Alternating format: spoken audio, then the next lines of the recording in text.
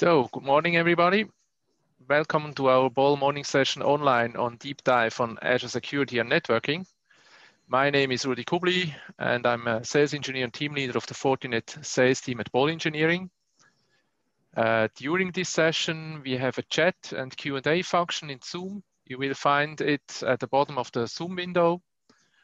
On one hand, problems with the session can be reported in the chat, and via Q&A, you are able to write down your questions during the sessions, which we'll try to answer during or at the end of the session. We have three speakers from Fortinet with us who will be covering the session. This is Yuri, Philip, and Adrian. And I'm happy to hand over to you, Adrian. Thanks a lot, Rudy. So my name is Adrian Sameli. I'm systems engineer for public cloud in Switzerland.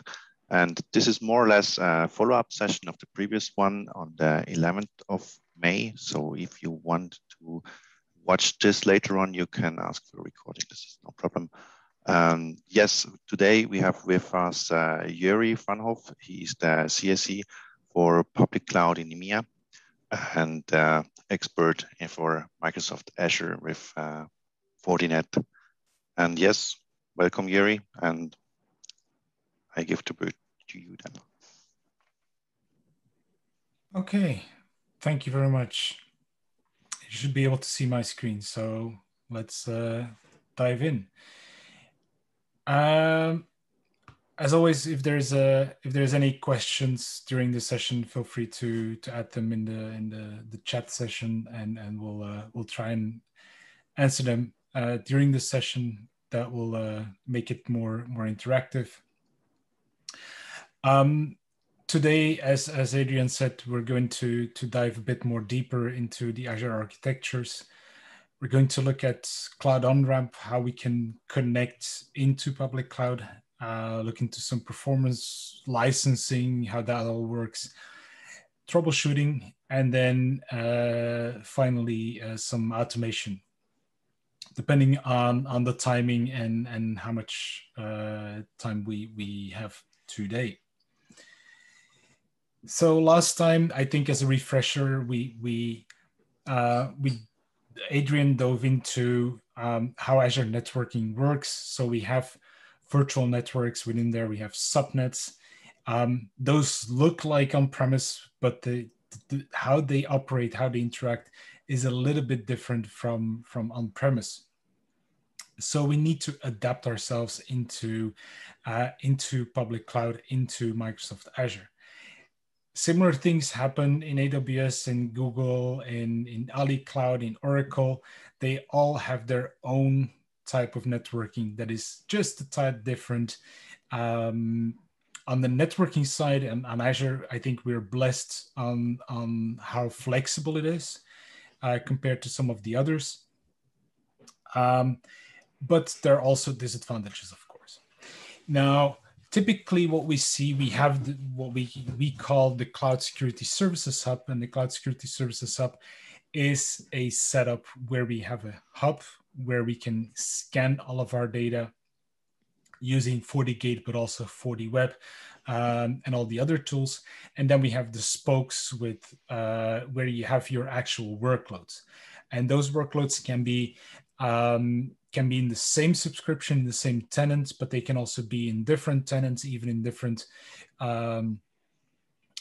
subscriptions and tenants. And you could have even, I've seen even customers that have spokes that are managed by external parties. But if they then want to go to on-premise, they want to go to the internet, they need to pass the scanning, where here we currently have a active passive FortiGate setup. So that is our typical setup within Microsoft Azure. We can have protected subnets here in the hub as well, where we can have services like an Active Directory or a FortiManager, FortiAnalyzer, things like that. They can all be deployed here as well. In the spokes, that's where the actual action happens. And that could be also an SAP setup. We have a white paper now on SAP, for example. So there are different ways to go about it. Now, for larger deployments or deployments where we want to have also inspection with the FortiWeb, this is a typical design. So we have, again, our active passive setup. We might have FortiManager, FortiAnalyzer here, and then we have FortiWeb. Now, typically on premise, what we would do is add the FortiWeb into a subnet. So we would add it into a DMZ, and then traffic would come into the FortiGate, and from the FortiGate, you would go to the FortiWeb. It inspects it. Typically, you would go to a second interface, and then you would go to your workload, your website, or whatever API type of service that you have running. Now, in this setup, we're switching that a little bit around, and we're trying to think public cloud. In public cloud, we don't have public IP addresses that are directly assigned to the FortiWeb or the FortiGate. Every time there will be an NSG, a network security group, which is a very lightweight firewall already in front of it. So typically we deploy from internet going to a public IP, and then we have an NSG that will only allow port 80 and 443 to the FortiWebs. Then from the backend side, we can connect either directly to our VM, or we could go over the FortiGate to the workload. Reasoning behind that is if a customer wants to have or has a requirement for IPS or any other additional scanning that the FortiGate provides additional to the FortiWeb, we can have it scan, and we can even make it so that we don't do any encryption here internally, and that also has an impact or for better performance.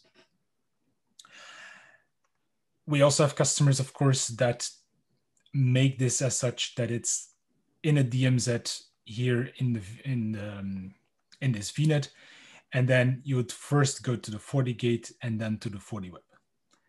That's if you really want to have it similar to on-premise. Performance-wise, logic-wise, I would rather go for this setup, but that's rather taste and options and requirements for each customer individually. So we have both available for you to digest. If you go for larger type of deployments, then you see, and that's something that also Microsoft has in their typical architecture documents, is that you start using multiple clusters of firewalls. And so you can have a cluster for all internet traffic, and that would be an active passive cluster here in this scenario. And then we could have a either auto-scale cluster or an active, you name it, how many units you want for all your traffic going over ExpressRoute, for example. Here I've designed it with just one internal load balancer. You could also have two internal load balancers with an internal and external network. And so from the Azure spoke, we then would direct traffic using UDR either to internet, to this FortiGate cluster, or if it is towards ExpressRoute and all the internal networks, we can direct traffic to this internal cluster. This also makes it more resilient. If anything happens on either side, we can quickly fail over between the two, for example. Those are all different options. And it makes it more lean. And that is typically in public cloud what a lot of the vendors are aiming for. Smaller services, think of microservices, for example. So the smaller you can get, the easier. Sometimes that collides. If you deploy SAP, that's like a very large service, but it's a monolithic block of different services within there. And those then need to be accessed from on-premise, for example, over a FortiGate cluster. So these are typical designs that you will see within public cloud. Now, one thing that is coming up, and I'm very happy on this one, is the Azure Route Server. And Azure Route Server is a setup or the ability for Microsoft to interact with BGP. So our FortiGate has BGP information that might be from IPsec tunnels that come in or from itself. And using Route Server, we can talk BGP from the FortiGate cluster to Azure now. We can receive from Azure what are all the subnets, all the spokes behind it, and we can add it here into the FortiGates. We can then publish that over VPN, for example. We can publish that over ExpressRoute, for example. And that interaction is fairly unique. We've not seen that in other cloud providers, although they have other types of interactions there. But BGP is something that is very interesting. If you look deep down into this, this resembles very much Azure Virtual One. So we also have the integration with Azure Virtual One, as Adrian has shown you before. But here we can set it up ourselves and we can have the management of those FortiGates ourselves. Whether that is the customer that manages that or you as a partner, for example, that is the same, of course. And you have that central hub where you can land all of your IPsec tunnels. We're going to go in detail on how to configure that. I'm not going to use right now the Azure Route Server because it's still in preview, but it is available. There is a template available here. After the session, you'll get the links, but let's quickly go to that GitHub. So let's go here. So if you check here, Fortinet Cloud, Fortinet Solutions, then we go into FortiGate, and then we go to Playground because it's not yet fully ready for prime time. You can find some other things here in as well. They're there for you to test, but of course there's no specific support on it, but of course you can use it. So Azure Route Server, this deploys the whole setup. So a cluster of FortiGates, the VNets, user-defined routing, as well as BGP.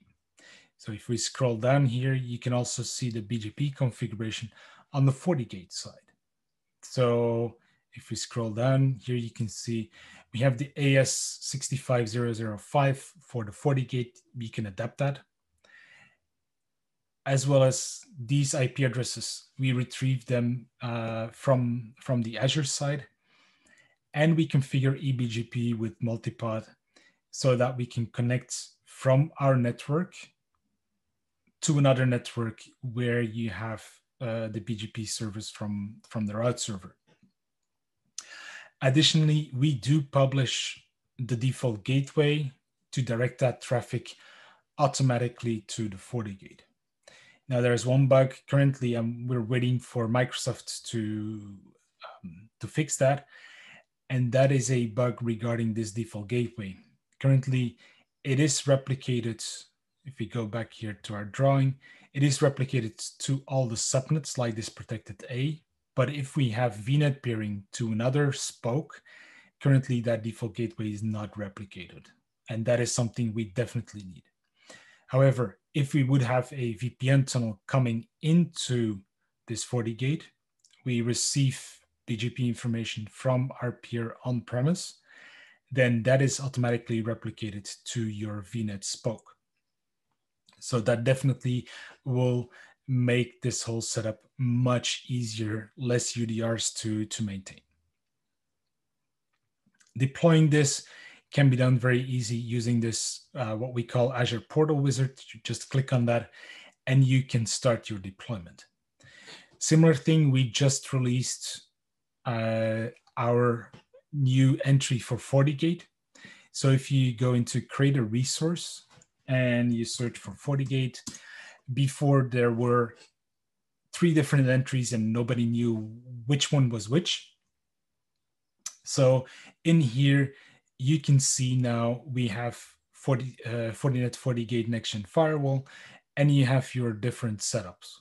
Those all are documented either on GitHub or on our documentation page. So you have single VM, active passive with the Fabric connector, or with the load balancing sandwich, as well as the active setup. If you go in here, then automatically you can fill in all of your parameters, whether that is the resource group. If you want an instance type, then you can select here a different one. We have automatically links in here to our documentation about which instance type to support. We'll go into that in depth on that one as well later on. You can define your networking, your accelerated networking, for example. We have the public IPs you can configure. And then in the advanced section, you can connect it automatically to a FortiManager, for example. You can add custom data. So either,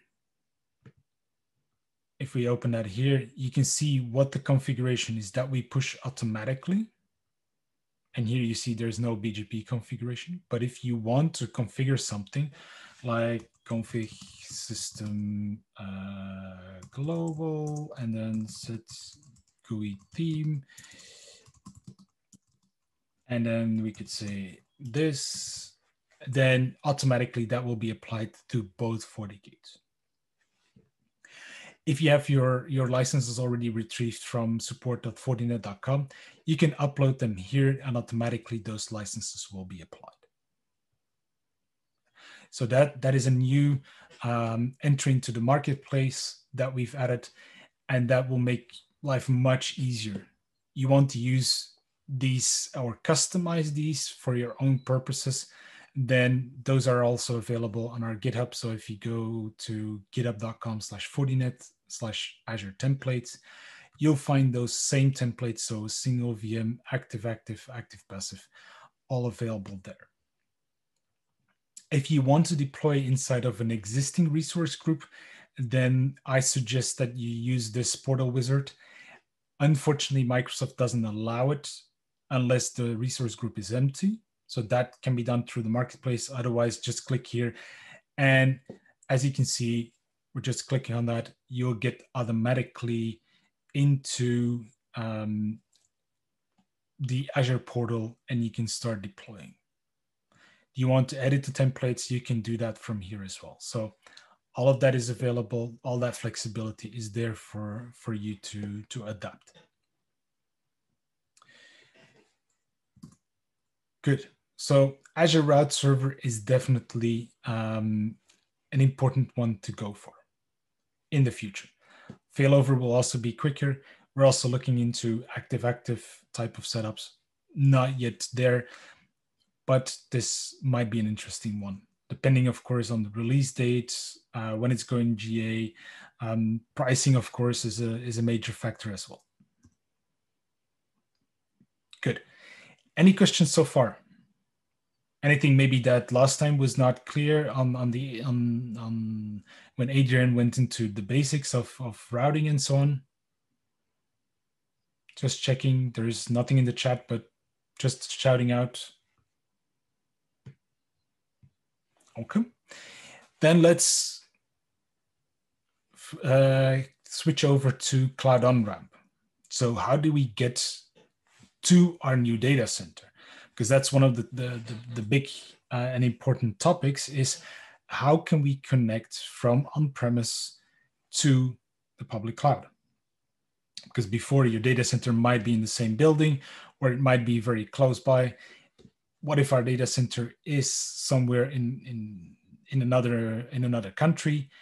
Then how do we connect to it? Yeah.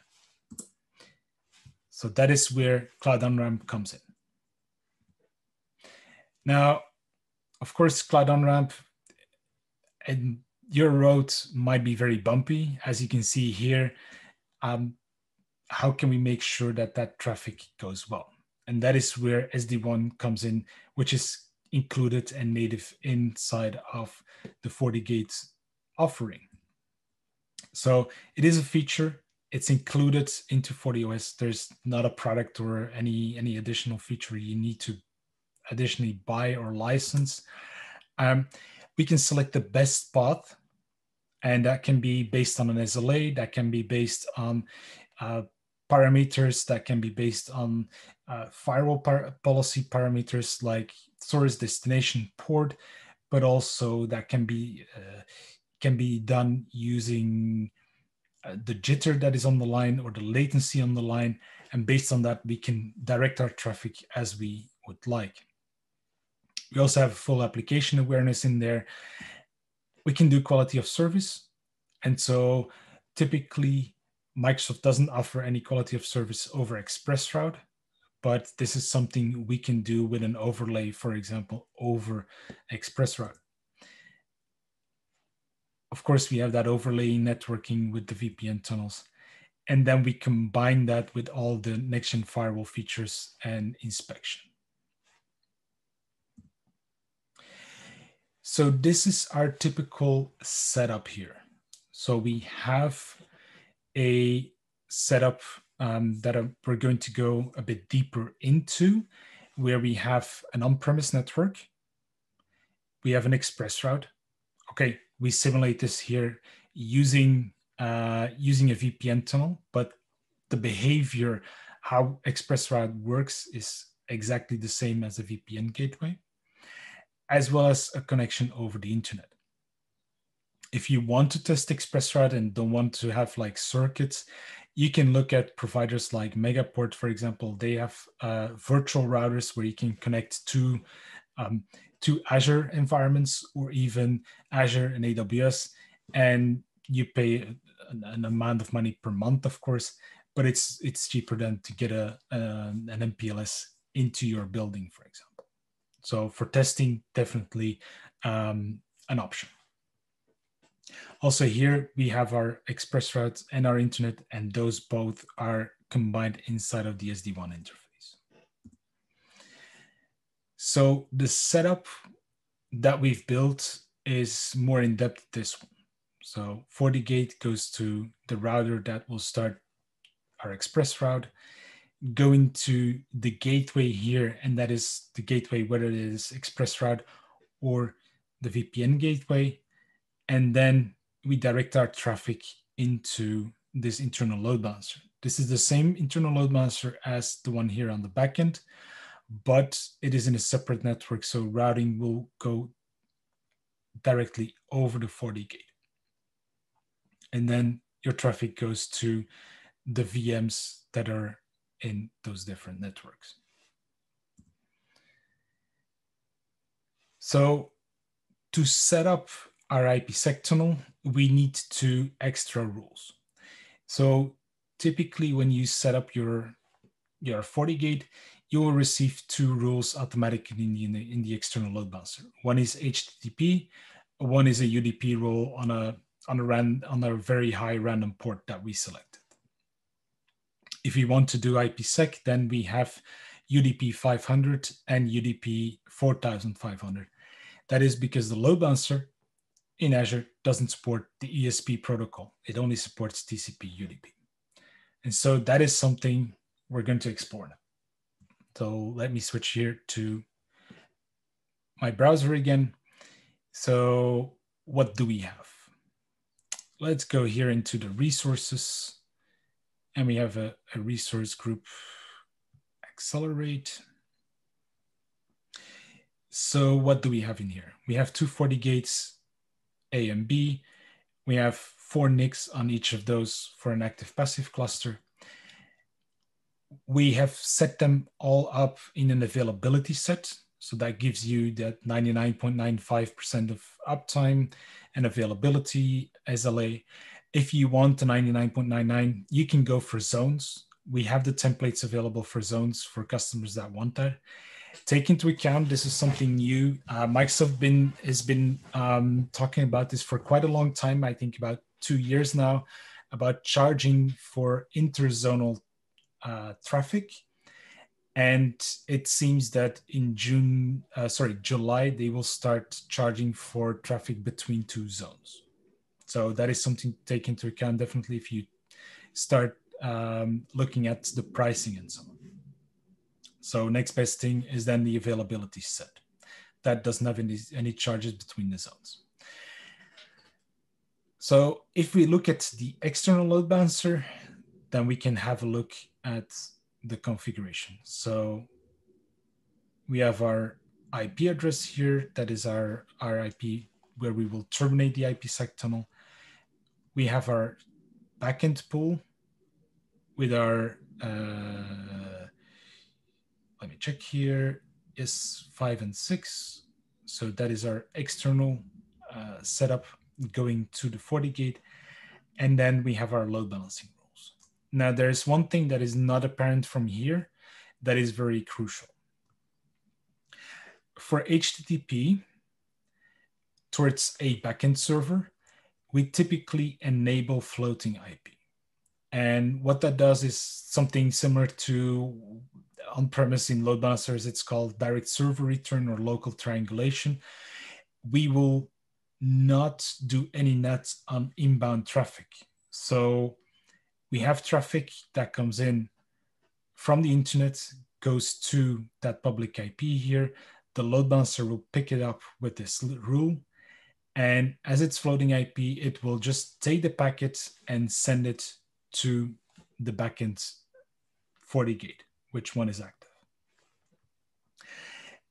And what we do on the FortiGate is create a VIP, and based on that VIP, we can translate it to the internal server. Now, you need to go back to the load balancer.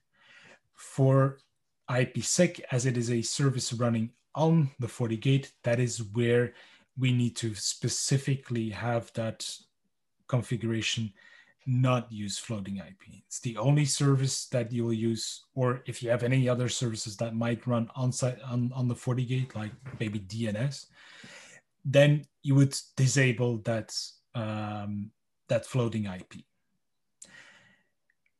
That means that traffic going to this IP will be translated to the VM's private IP address. And that way the VPN will pick it up and do all of the necessary establishment of the tunnel. As we're behind that, and the load balancer doesn't support ESP, we need IKE for UDP 500 as well as UDP 4500. Good. So we have that established. We also have our VNet here. And so what do we have in there? We have our address space and we have the different subnets. So we have our external, internal HA-sync management subnets, as well as some protected subnets. And we have the gateway subnets where we have our express route that terminates. Now, on the gateway subnet, we've adapted a route here. So here we have a route that directs all traffic for the internal networks, as well as the traffic for your spokes, all to the FortiGate. So we cannot show that here, but if we go back here and then select the route, this one, so accelerate RT VPN, then you can see that traffic for the spokes as well as the virtual network will all be directed to the FortiGate, and we attach that to the gateway uplines. Everything that I'm explaining here, you can also find more detailed documentation on the GitHub of the local team here in Europe. So if you go to Fortinet-Cloud, Fortinet Solutions, and you go to SD1, then you'll find all the configuration here. So connect this setup. Yeah, so I showed you this. I also showed you this one. And so you'll see all the flows that are here, all the information, as well as all the instructions needed to configure it. Good. So On the FortiGate on-premise, so that's our box RAS, we have, as you can see here, an SD-WAN zone with the VPN, as well as a one port going to my express route. Those two are both up. And then if we look inside of the VPN, we have those two running. We created two rules, one for HTTP. So if I'm going from my LAN to my destination, then I've set it statically to go to express route. If I use SSH, I'm going to go over the VPN. We can also add, of course, performance SLAs. So I've added here the Azure connectivity over the VPN. And so there's no packet loss. The latency is around 27 milliseconds. And we have a jitter that is very low. Good. So we have that connection going. We have, if I log in here as well,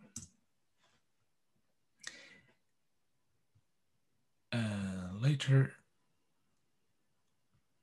then we can go into the interfaces and we can see here that we have both the external side as well as the VPN that are both inside of the SD-WAN zone.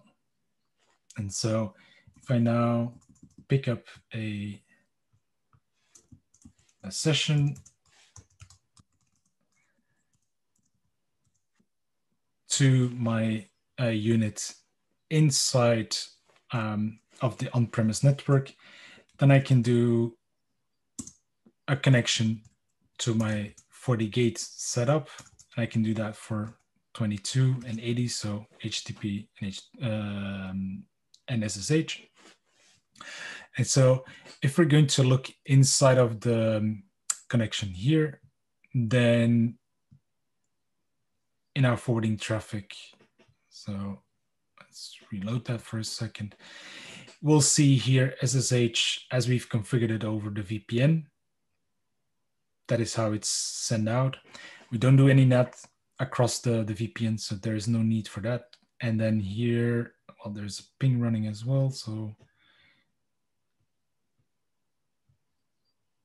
here we go. So this is the HTTP one that goes over the one side. The ping itself will decide, we can take this one, no. Here the ping, for example, takes the VPN as that is the most interesting one at this moment. So that way you can select and mix and match whatever you want. So you can create your hub inside of Azure and then have your different branches connect to it, connect to all the resources. Also, of course, users can connect using SSL VPN and the new ZTNA features into Azure, connecting to the different services that are provided behind it.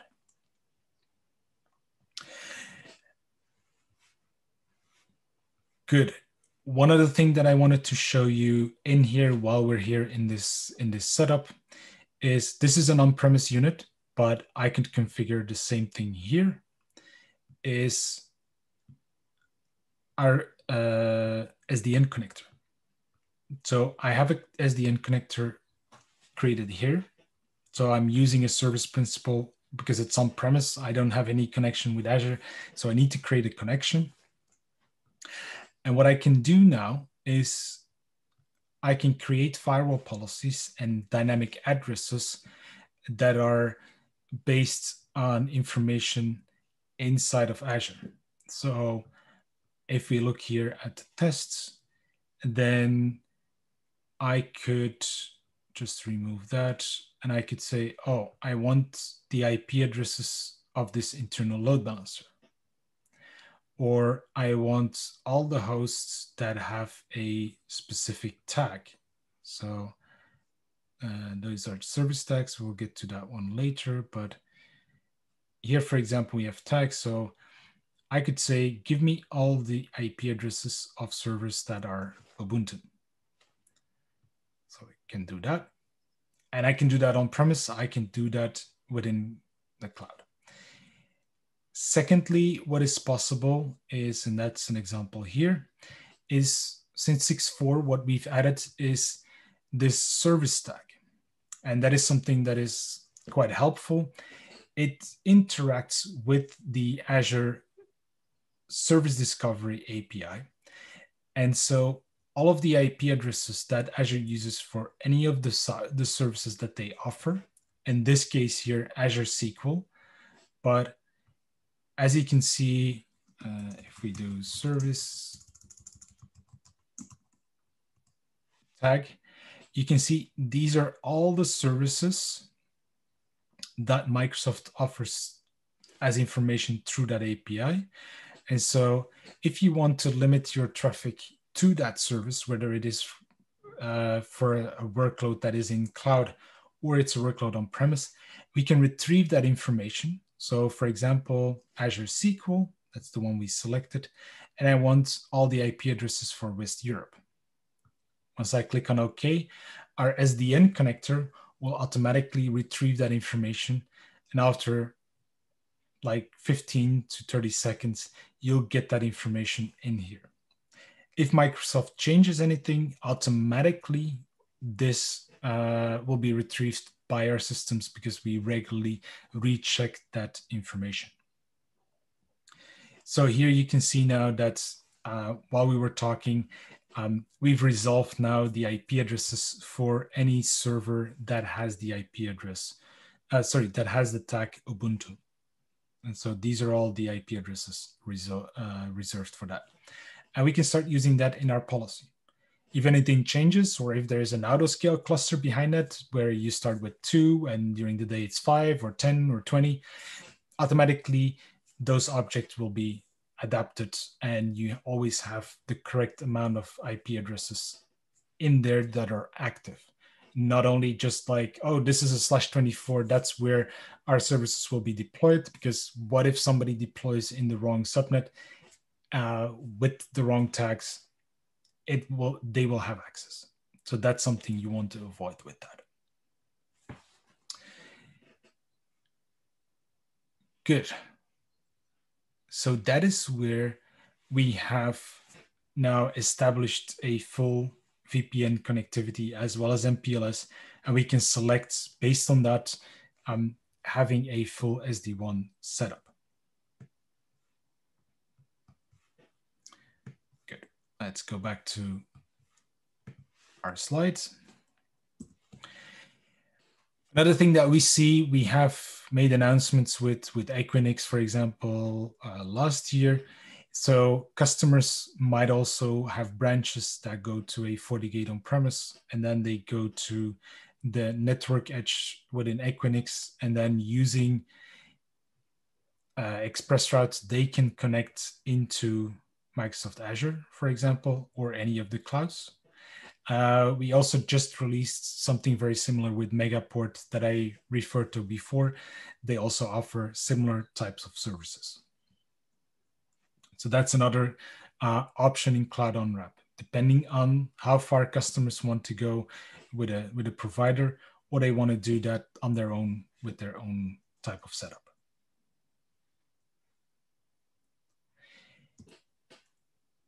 Any questions on SD-WAN? Anything that is burning or that you might have seen before? Anything that I might have missed that you wanted to see? Just checking before we continue.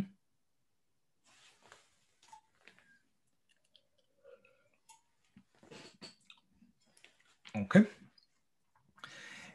Then another topic that you'll run into very quickly. FortiGate looks a lot at performance and how our units perform on the market regarding throughput, right? We have our ASICs, and definitely on-premise that helps us a lot. When we move into cloud, the story becomes a little bit more different. So we've done tests. We have our FortiTester, as you might know. Some of you might have already played with that. So we have FortiTester also available within public cloud. Now, when we look at performance, then there's one thing that is very important, and that is accelerated networking. So accelerated. There we go. So, and accelerated networking on the Microsoft side, what it does is it allows you, the VM, to talk directly to the network card that is found within the system where this VM runs on. Without this accelerated networking, there's an abstraction layer where you talk to a virtual network and a virtual switch, and then to the network card, and then to the physical switch. This direct connection will give you a lot more performance. Now, that is definitely something you need to take into account. If you hear from customers that say, oh, I'm trying to reach more than around 700, 800, 900 megs of throughput, I'm limited to that. I cannot go beyond that. I've even upgraded to more CPUs, higher instance type. Then definitely accelerated networking is not enabled. So that is definitely something to have a look at. On the unit itself, so this is, let's go to a FortiGate that has this enabled. So let's take here FortiGate B, for example. Then we go into networking, and we have our NIC 1, for example. So we can go into there. We can always afterwards check that. Most of the time we can find that in the, let me check here. Where did they hide it? So you have our IP forwarding, IP configuration, no. Have they moved it? Let me check here again.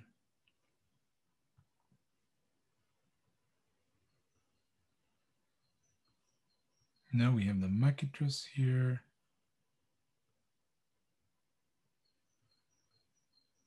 I think they moved it. I'll verify it and get back to you. You can verify it. You can also verify it using Azure CLI, that's for sure. But I think they moved it somewhere else in the GUI. So that is typically what you should be enabling. Now, take into account that there are some limitations that you need to take into account. So some regions, no, all regions support it right now, but not all VMs support accelerated networking. You need at least, I would say, four CPUs. Some with 2 CPUs might also have it. So you need to verify that whether your VM has support for it.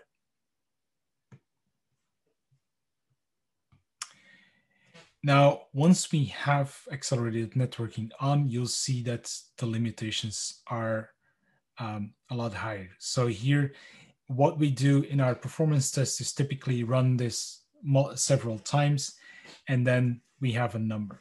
So here you can see that we have an instance type DS2 V2, 2 CPUs. That DS2 V2 has accelerated networking, although it only has 2 CPUs. Later versions, the V3, V4, and I think now they're starting with V5. They enabled on the Intel CPUs hyper-threading, and that makes it that you need 4 CPUs to enable accelerated networking. So you need to verify that one. So DS2 V2 is a very common type of instance that we use. And you see here again, no accelerated networking, around 700 megs of throughput. The CPUs itself are not being used that much on those systems. but that is the limit we can get out of it. Now, there's always a limit that you need to check on the Azure website for each of the VMs. What is the max throughput that you can get out of a VM? And so here for a DS2 V2 with 2 CPUs, you'll get around 1.5 gigs of throughput. And so you'll see with 2 CPUs with accelerated networking on, we get to that 1.5 gigs of throughput.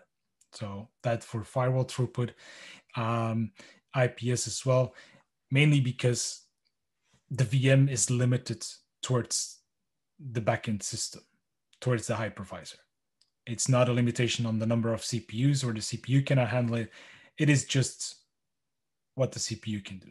Of course, when you get to threat protection, you'll get less out of that because that's where we do need that CPU. Not so much on the IPS side, that's very optimized. We can go further down. So here we have also almost 2 gigs of throughput for the VM04.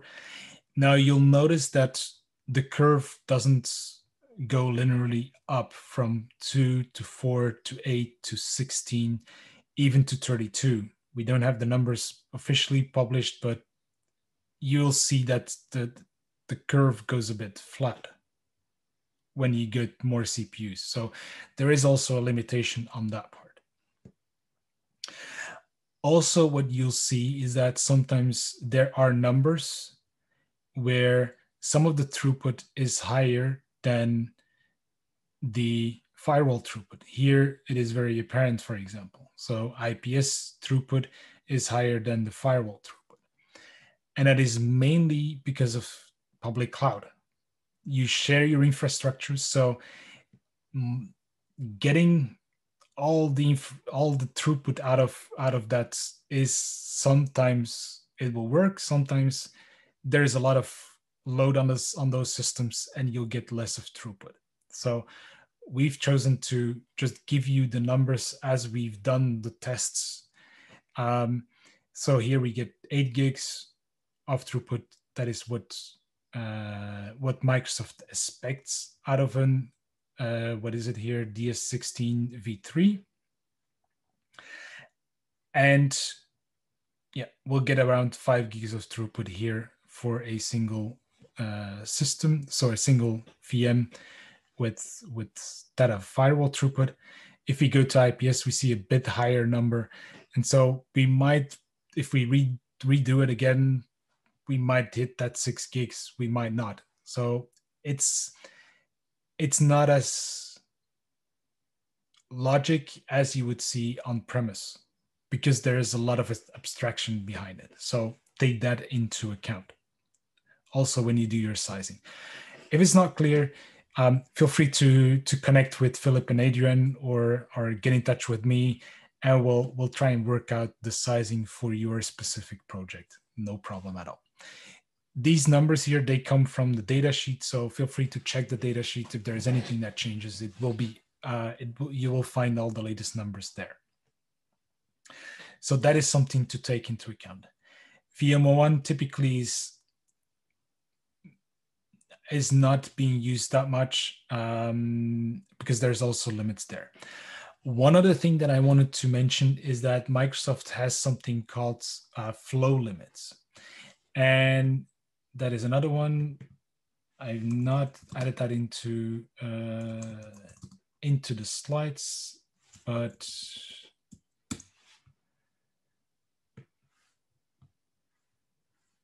that is an important one as well. There we go. So let's get rid of the pink here. So network flow limits, Microsoft has, I think last year, upgraded that from 500,000 to 1 million flows. Now, if we have an appliance such as the FortiGate, then each session will contain 4 flows. So we have 4 4 flows here for the FortiGate. So one from the virtual machine to the network appliance, being our FortiGate. Second flow to the virtual machine on the other side, the return packet twice. And so that means 4 flows. So our maximum that you'll see is 1 million. So in the end, because of 4, you'll get 250,000 connections that we can handle using the network appliance. So that's another one you can verify and see what are the number of flows with Azure Monitor. You can verify how many flows we can handle. At the max, that's where Microsoft starts dropping connections. So that is something definitely to take into account when looking at these numbers. Granted, you'll see that customers sometimes have a problem with giving you any numbers. So it is something also where you can grow. That's where our licenses come in. That's something for the next step. Instance types. Well, there's different instance types that we support. If we look at our documentation here that we have available, then typically you can go for F-series. This is a bit of an older generation, so they mentioned it's previous generation, but it's still available. You can still ask them, or you can go for D-series, and that one is fully active, and that will give you the most number of NICs for the number of CPU cores. You'll see here that for the V3 series, for example, you'll need to go already to an 8-core CPU unit for the maximum number of NICs being 4. So for an H8, that's less optimal than the V2 series. So that is something to take into account as well. You'll see here the S is that you're using SSD. So definitely if you want the speed, if you want to do a lot of logging, I would definitely suggest to use the SSDs instead of standard hard disks. If you have a single VM, do use premium SSDs because then you'll get the 99.9 uptime SLA. If you don't need it, of course, you don't have to, but take that into account.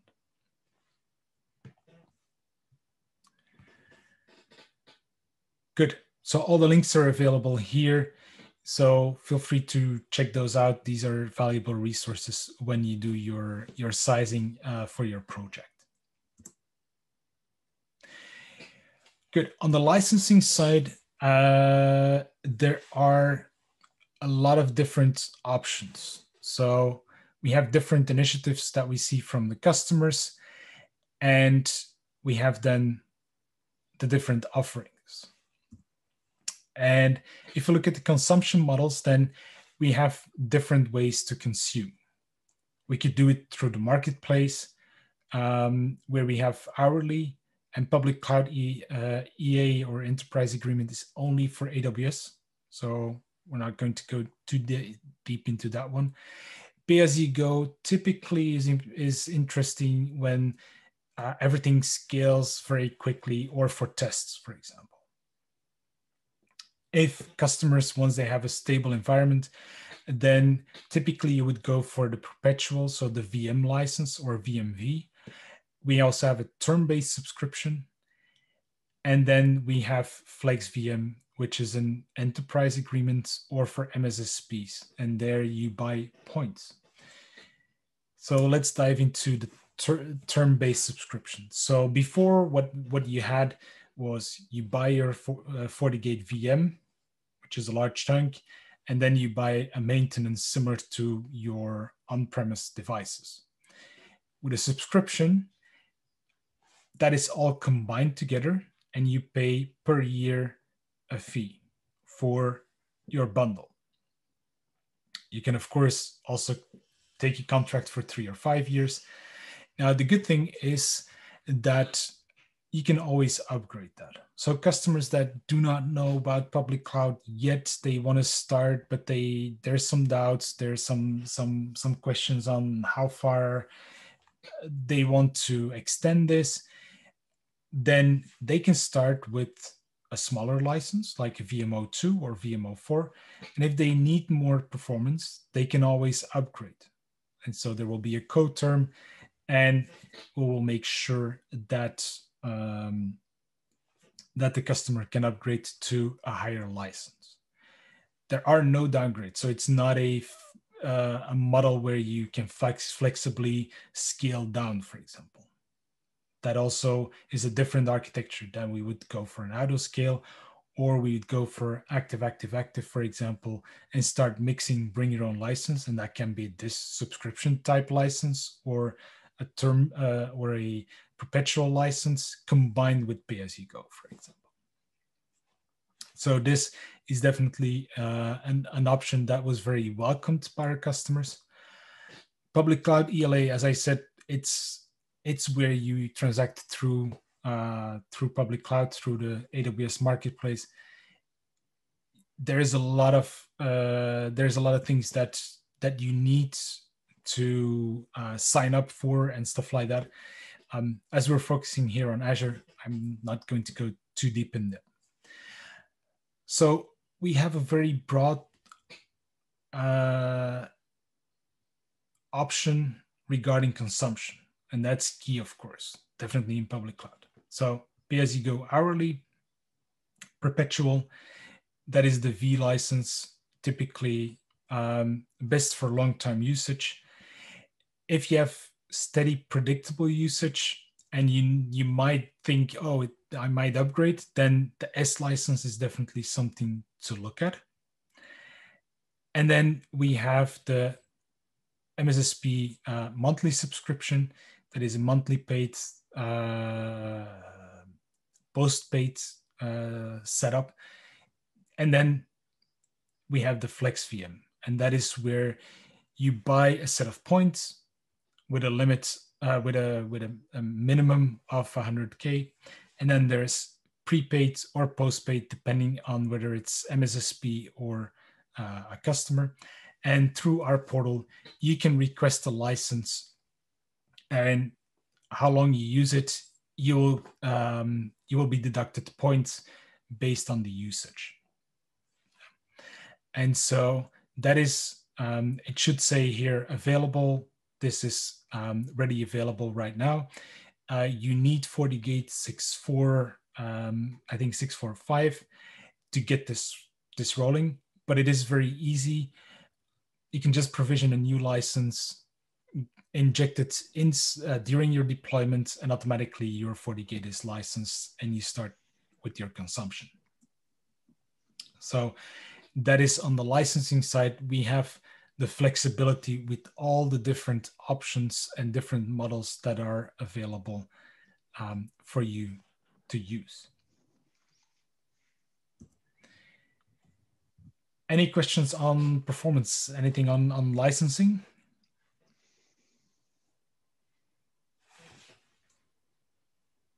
No? Okay. Then let's go a bit more into troubleshooting. And some of the slides have been shown before, but I wanted to really show you some of this information right on the units itself, because those are quite important.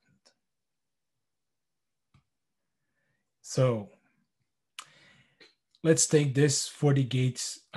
We've deployed this quite a long time ago. So let's see whether we still have debug cloud init show. And so here you can see the configuration that we've pushed to the FortiGate during deployment. So we parsed the license, and this is the whole configuration as it was deployed during the setup.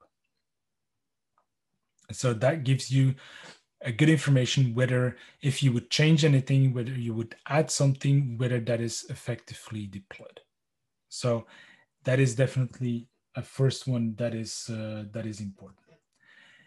Second one that is important is, and I really need to learn to type, hardware device info NIC port 1. And so here what you'll see is this will give you the information about the network driver. And so here you'll see either 30,000 or 40,000. And that depends on the network NIC that you have on the physical device. So in Azure, either you use Mellanox, well, there's always a Mellanox card in there, and then it's either a Mellanox MLX3 or MLX4.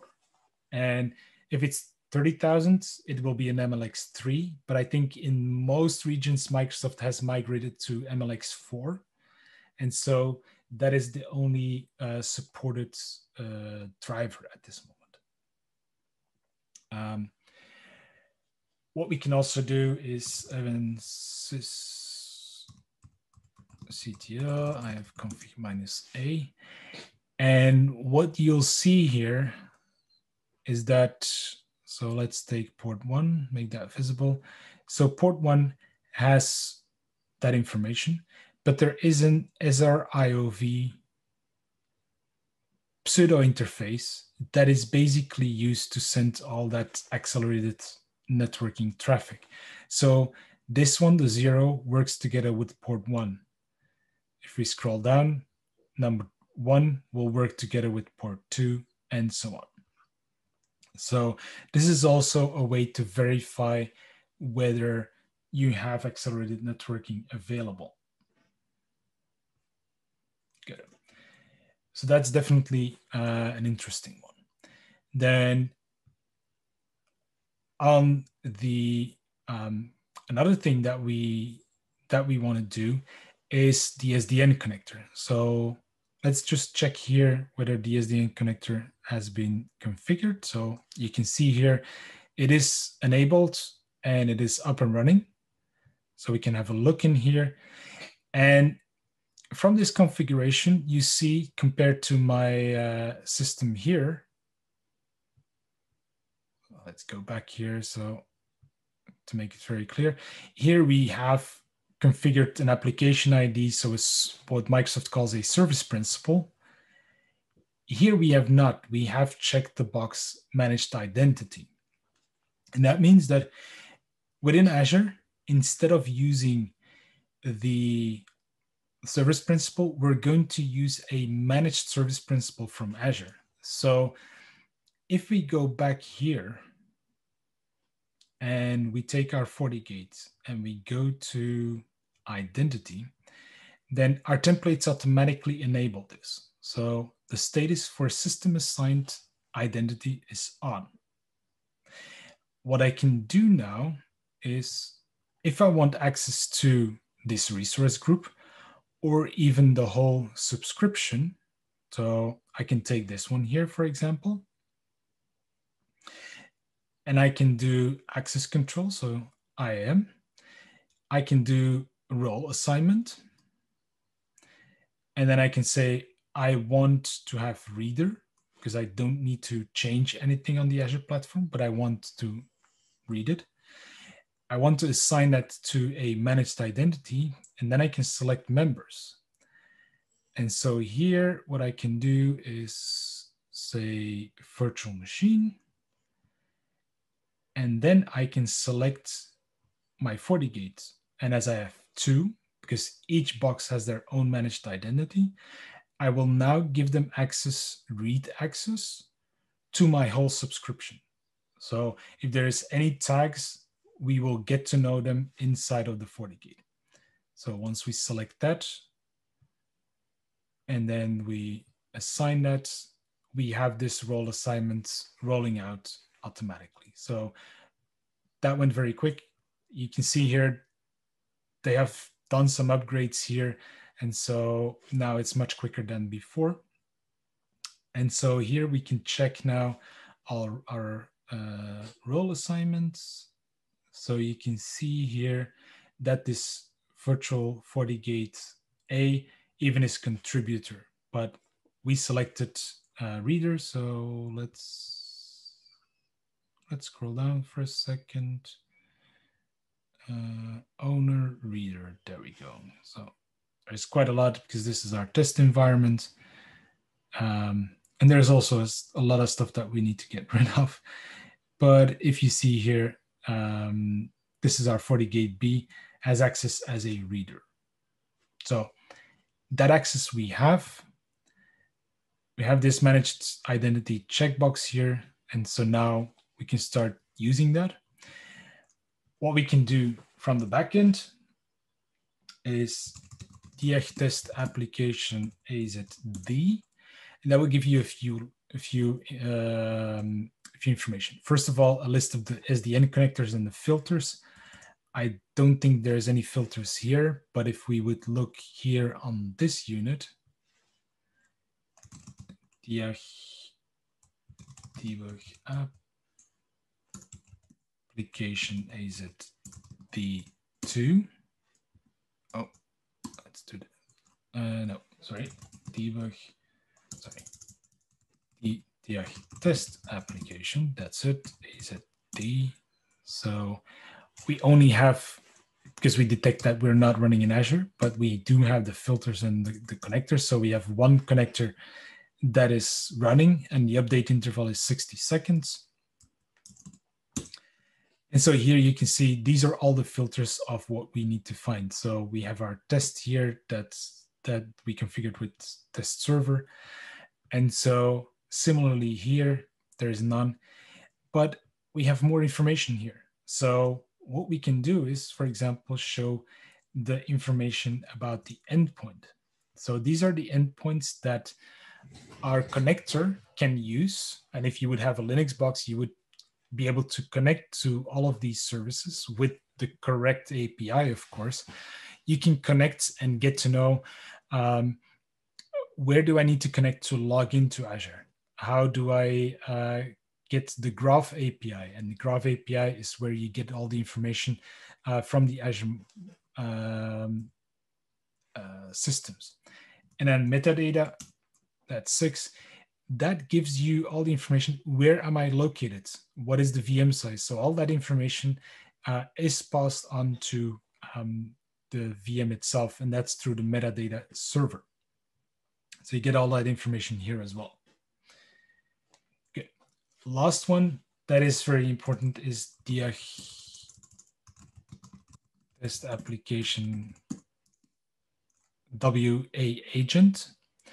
And that is the agent that needs to be installed on every VM when we want to be certified inside of Azure.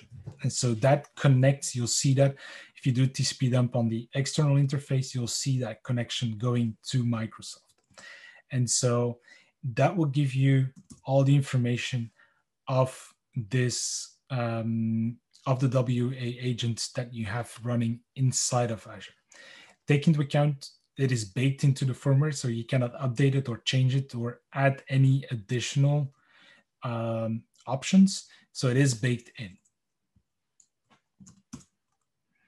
So you get all the information about what is running inside of our system. So Network Watcher gives information to Azure about the network status and so on. Good. So that is definitely an important one.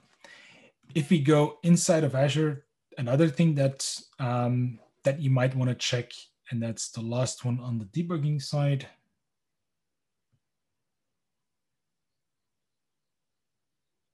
So let me check here for a quick second.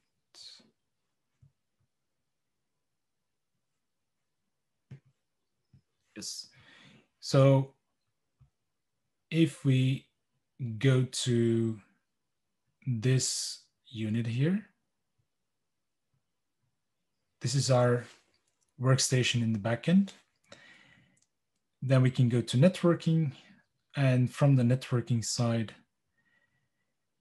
this is a very important one, effective routes. So that will give you the actual routing table for this VM.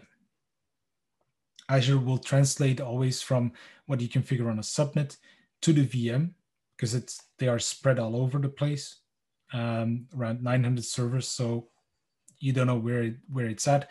So they translate that from a subnet onto each VM. And so here you can see that we have adapted the user-defined routing to make sure that it's sent to the FortiGate cluster and the internal load balancer specifically.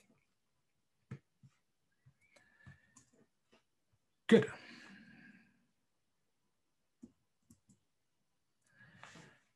Also, IP forwarding, verify that it's enabled. Our templates are doing that, but some customers disable it on some of the interfaces. Make sure it's enabled on all of them. Also check if there's like instance level public IPs. I'll show you something on that part. And the last one is also an important one, is port exhaustion. What are the number of ports that you have available when doing outbound NAT? So that is definitely an important one as well. Effective routes, we've just shown that one. Good. We have another 15 minutes. Good. So let me switch over to automation. Automation and then specifically DevOps. DevOps is the term that everybody has on his mind, is like, we're going for DevOps, or managers will say, oh, let's go to DevOps. Now, take into account DevOps has 3 components. If you read like the Phoenix project or even the DevOps handbook, you'll see that there's 3 parts to it: people, process, and product. And they'll ask us a lot, like, are you DevOps compliant, or do you support DevOps? And like, yeah, on a product side, we have a lot to offer, but make sure you have people and process also available. Make sure that they are fully going, because we can do a lot, but that's only on the product side. We cannot change how the people work, how the processes work. Right? Secondly, infrastructure as code. Infrastructure as code makes it as such that the configuration and the definitions of your systems are treated like you're writing software. So that gives you a lot of flexibility and repeatability. So you can deploy this very easy over and over and over. That is something that with our templates, you can definitely do. We'll show that as well. If you do infrastructure as code, then typically you have continuous integration and then continuous deployment. So typically code gets delivered like this. You code it, you build it, you test it. Once it's tested, you deploy it, and then you monitor it. So we can use Azure DevOps, for example, to test everything using Terraform, and then monitor it using Azure Log Analytics and Azure Sentinel, or even FortiSIEM, or FortiMonitor for that matter, or any of the other tools that you have, whether it's open source or others. So those can be used in the process. Now, before we go into products, some extra concepts that are very important. Configuration management is something that is very important. But how are you going to do that? How is your customer going to do that? And that is where a lot of customers are currently struggling, or looking at how can we use configuration management. Can we do that using Terraform, for example? Deployment, very easy. Provisioning, very easy. But then it comes to configuration management. Typically, you would do that using the GUI or even the CLI. It's very easy to manage everything because it guides you. If you do that through a template, it becomes much more difficult. What is also important is, how is it created? How is it how is it written?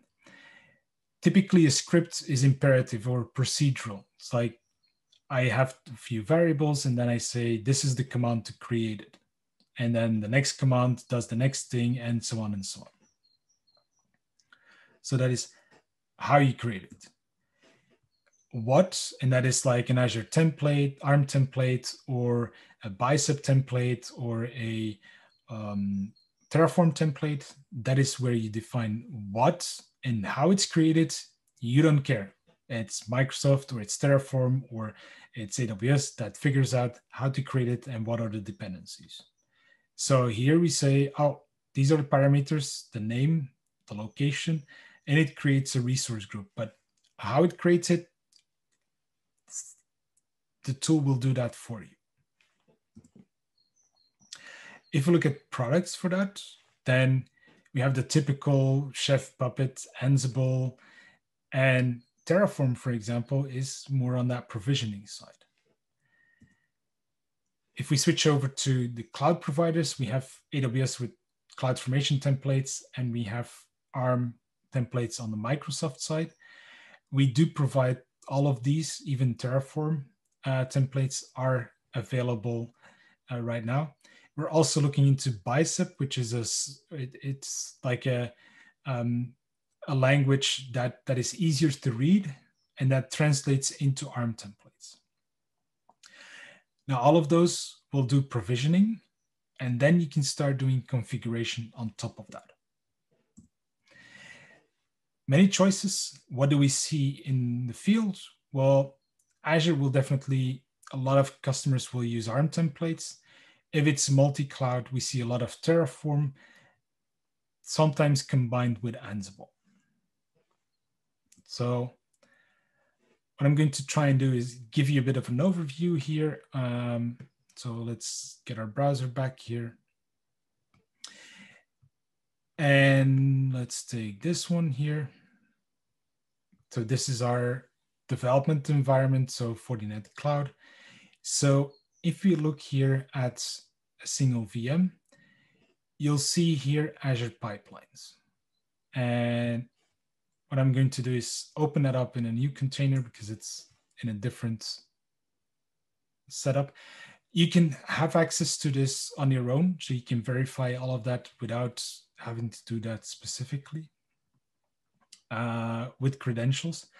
And so every time we check in these templates, we run a whole slew of tests.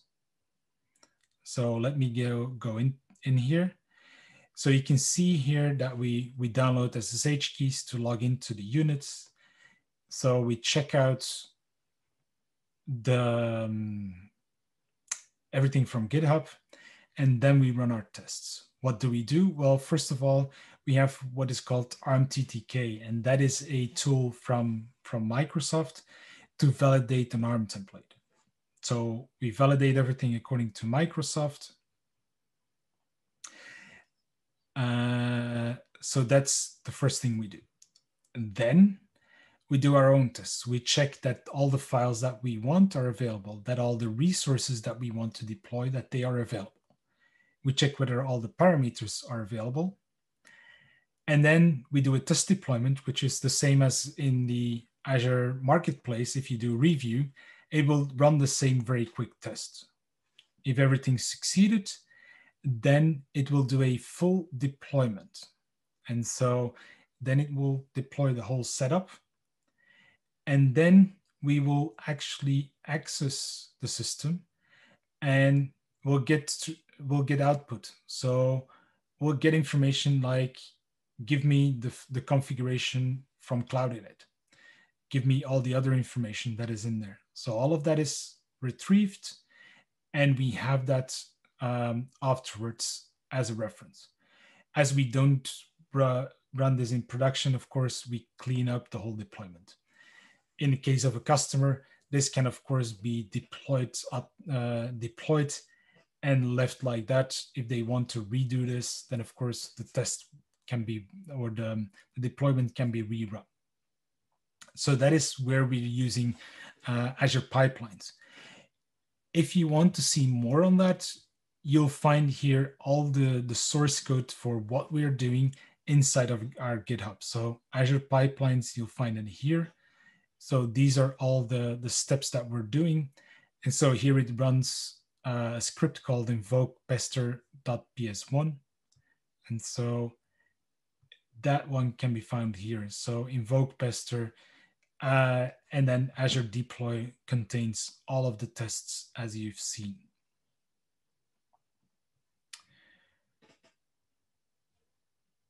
Good. So that is what we're doing with Azure Pipelines. We're also looking now into GitHub Actions, for example, to do tests for Terraform. So those will be shown as well. If we look at the state of affairs on those tools, then Terraform definitely is one where we have a lot of support for.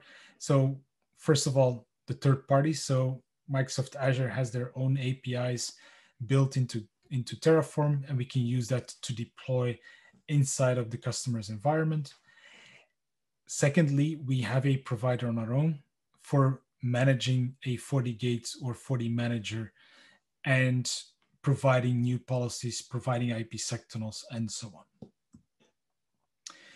So all of that can be found also on our GitHub. And so we have the documentation. We are available directly from the Terraform setup. Everything has been validated by HashiCorp. So you can verify, start testing this. On the third parties, so Azure and so on, we have those readily available as well. So you can start using it and consuming it as well. On the Ansible side, that's where we see a lot of configuration management, and that is also available. So we have all of the modules available in the repository, and from there, you can start building your own. So if you want more information there, you can also access FNDN to get the APIs. So to summarize, we have Microsoft Azure, we have ARM and Terraform templates available. Autoscaling is ARM plus Azure Functions. And we have the functions also available to update NSGs, for example. So all of those are readily available. With that, I would say if there's any Q&A, then that's feel free to add them into the chat. Secondly, I would give the words to Philip because he wanted to give you some more information about the local team, as well as some new developments he did. So, Philip. Yeah, thank you very much, Yuri. It was a great pleasure to have you preparing and presenting with Adrien. So thanks very much. As you have any question for cloud projects in Switzerland, as you see here, we welcome that you contact me or Adrien for solution-oriented support. Obviously, we welcome that you drive through the NSE 7 cloud certification, and we are willing to work with you very, very closely on any cloud project you have or any opportunity to join seminar or webinar with your customer. But before we close, I just wanted to share additional information which is interesting for you. So maybe, Yuri, if you stop sharing, I will share my screen. That is about a calculator that we have developed. That is something which can be of interest. So first, there is a feature set comparison that we have created jointly with the team of Yuri, which is comparing the features from our FortiGate versus Azure Firewall and Azure Premium Firewall. So that can be of interesting use for you as you work into early stage and you have to decide what is best for your customer. Philip, sorry to interrupt. You may switch the screen. It's the presenter mode, which is all right, thank you. So let me do that. So so we have developed this this feature set comparator that you may use, and you can get some updates from us. Something which is quite interesting also is, for example, if you look at L7, yeah, we report here limited capabilities on Azure Premium Firewall. Then on as needed, if you still see my screen, I hope so. Is that displaying, Adrien, the Azure Premium Firewall details on L7? It's still the table. Okay, so let me then share the right screen. Thank you for that. So for example, as you look into L7, then you can get a bit more details on what are the limitations on Azure Premium. So we have the drill down, so you can get some more information. So that is material that also we have available for you. And the last piece of information I wanted to share is what we just explained, which is the price calculator. So we created a helper for you to size your VMs on Azure or AWS. So dependent on the performance you need to reach, then you can be recommended the VM sizing. So this is more or less in sync with the PDF that Yuri was sharing. So that is a way to help get a helper on VM sizing. And then we have created a calculator where you would select your VM size according to the size helper. And then it will recommend to you which virtual machine you can use.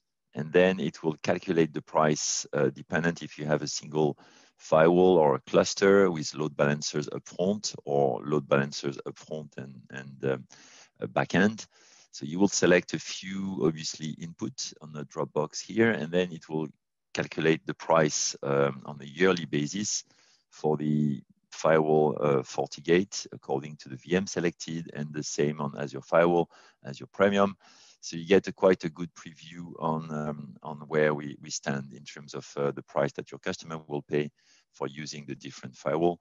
And then we have a comparator tab where you can compare Fortinet versus Azure or versus AWS, for example. Yeah. So I just wanted to share that with you so that as you need assistance into your project, that is with great pleasure we can help you on request.